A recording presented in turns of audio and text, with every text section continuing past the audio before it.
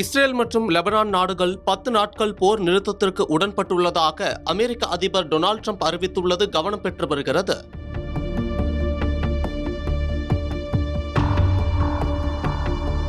கடந்த பிப்ரவரி 28ஆம் தேதி ஈரான் மீது அமெரிக்கா மற்றும் இஸ்ரேல் இணைந்து தாக்குதல் நடத்தின. இதற்கு பதிலடி தரும் வகையில் வளைகுடாவில் உள்ள அமெரிக்காவின் நட்பு நாடுகள் மற்றும் இஸ்ரேல் மீது ஈரான் தாக்குதல் நடத்தியது. இந்த நிலையில் அமெரிக்கா மற்றும் ஈரான் இடையே போர் நிறுத்தம் செய்ய பாகிஸ்தான் மத்தியஸ்தம் செய்தது. இதனால் 2 வார காலம் இடைக்கால போர் நிறுத்தம் அமலானது.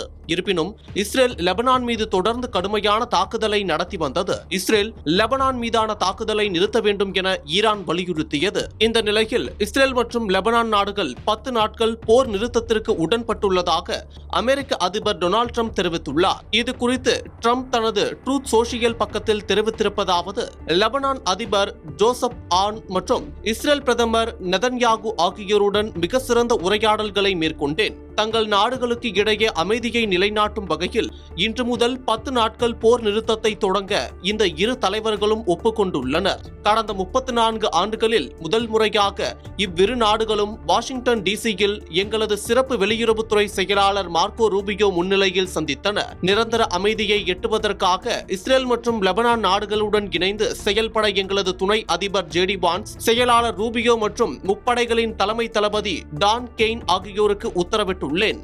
உலகம் முழுவதும் 9 போர்களை தீர்த்து வைத்தது எனக்கு கிடைத்த கௌரவம்.